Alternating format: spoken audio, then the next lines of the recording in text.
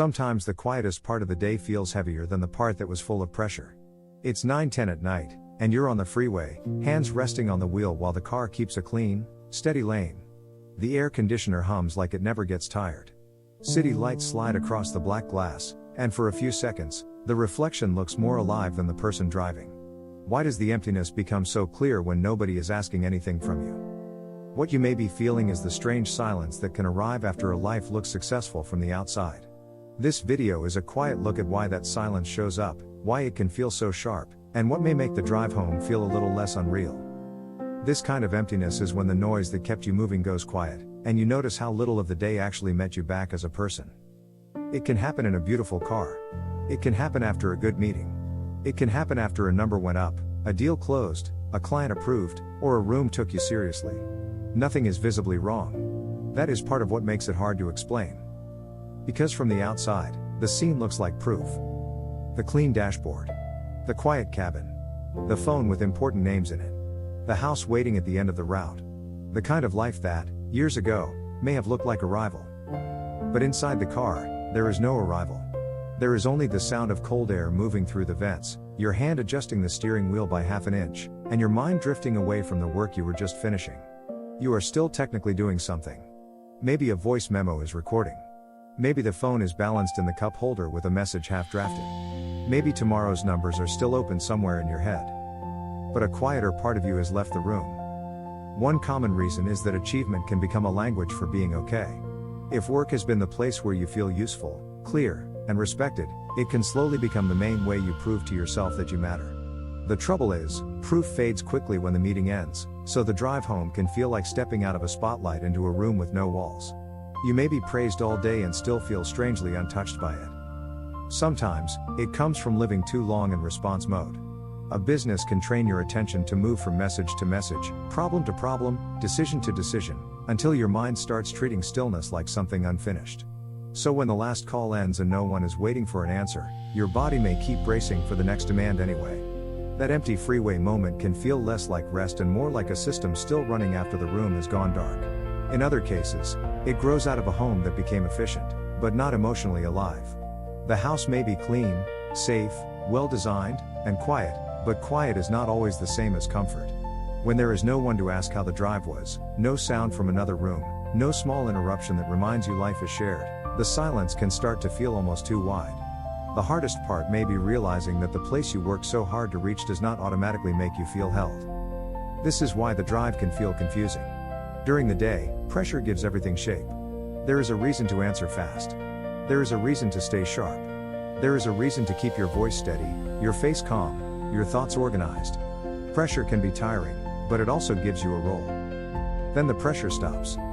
And without the role, there is this blank space. Not a dramatic collapse. Not a loud crisis. More like a soft internal drop. Like your mind has been leaning against something all day, and suddenly there is nothing there. It's late, maybe 9:10 p.m., and you are still on the freeway with the lane markers passing in a steady rhythm. The Tesla is quiet enough that you can hear the small shift of your sleeve when you move your arm. The city reflects across the side window in thin streaks, and the air from the vent touches your wrist in the same steady way it has for the last 20 minutes. You glance at the screen, then at the road, then back at the dark glass, and a small ache rises without a clear sentence attached to it. You are not exactly sad. You are not exactly tired. You are somewhere between accomplished and absent. If you've been there, you're not strange. You might know someone who lives like this. This is what emptiness can look like when success gives you motion, but not always warmth. It does not announce itself. It just waits until the cabin gets quiet enough for you to hear it. And sometimes, that is the part people miss. The feeling is not always about wanting a different life. Sometimes it is about wanting your actual life to feel more touchable.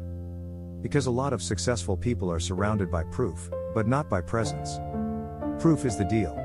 Presence is someone noticing your face when you walk in. Proof is the car. Presence is feeling like you can stop performing inside it. Proof is the house. Presence is the feeling that the house is not only a place where your body sleeps, but a place where your day can land. When presence is missing, the mind may try to solve the emptiness with more proof. More work. More upgrades. More control. More evidence that the path makes sense. And for a while, that can keep the engine running.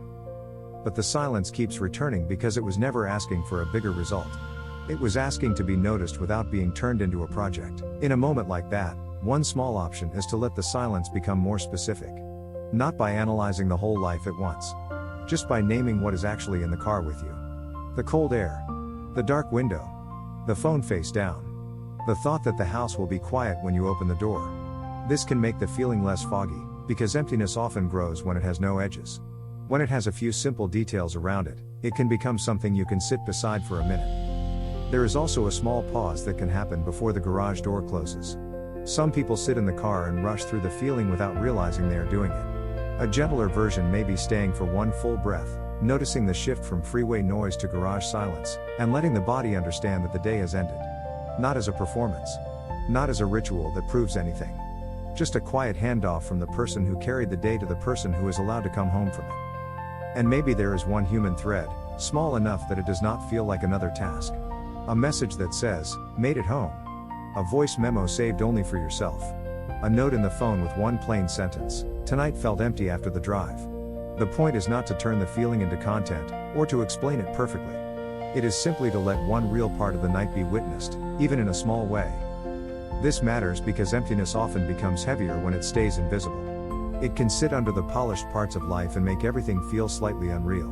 You can keep functioning. You can keep answering. You can keep making the right moves. But if no part of you feels met, the silence starts to collect. And there is something else here that is not talked about enough.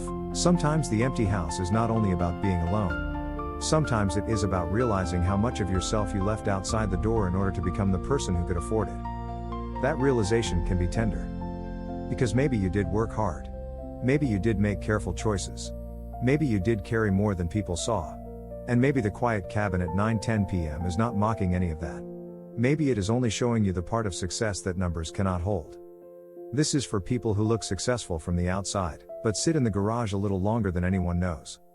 If the drive home feels hollow, it may not mean the life is wrong. It may mean the day was full of output, and the person inside it is still waiting to feel returned to.